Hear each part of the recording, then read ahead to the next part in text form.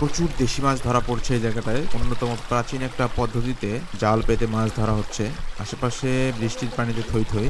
দেখছেন ছোট্ট কালভার্টটার ভিতর দিয়ে কি পরিমাণ স্রোত বের হয়ে আসছে পানির। এই স্রোতের সাথেই ভেসে আসছে প্রচুর মাছ, আর সেই মাছগুলি ধরা হচ্ছে এই জালে। সেটি দেখানোর চেষ্টা করব আপনাদের, কি পরিমাণ মাছ পাওয়া যায়।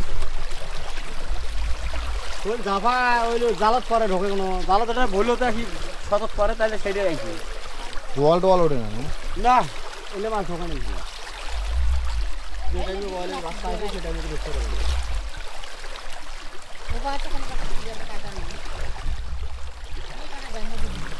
কি মাছ ধরে নদী গেছি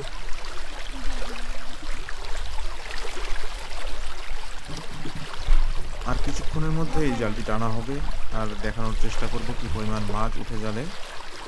এই জায়গাটায় মোটামুটি বেশিরভাগ দেশি মাছ ওঠে, আর আশেপাশে দু একটি পুকুর তলিয়ে গেছে, সেগুলি থেকে যে মাছগুলি উন্মুক্ত হয়ে ঘোরাফেরা করছে সেগুলোর কিছু জালের মধ্যে উঠে আসে। 500 টাকা কেজি দিবেন ছোলের আইতো তোলা মারবো ধরে খেলে সব চলে দেবো 500 টাকা করে কেজি দিবেন ওই ইসে ফুয়া লাভ নাই আর মাছ পাইবে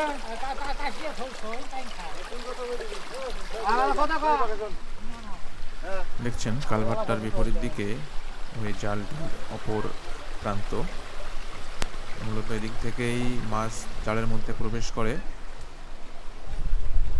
এবং কালভার্টটার এই দিকে এসে মাছগুলি ধরা পড়ে।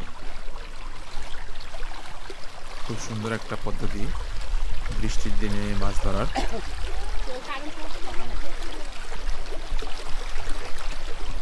আসছিল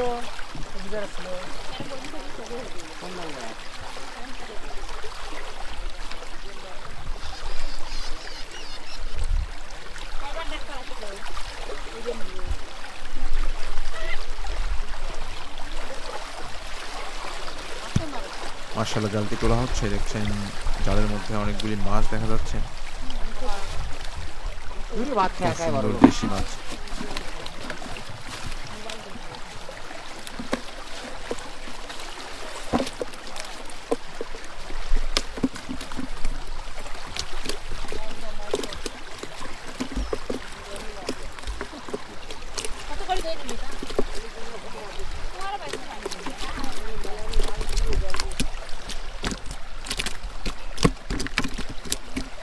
পানি পিবে নাই যে কারো অটো দেখি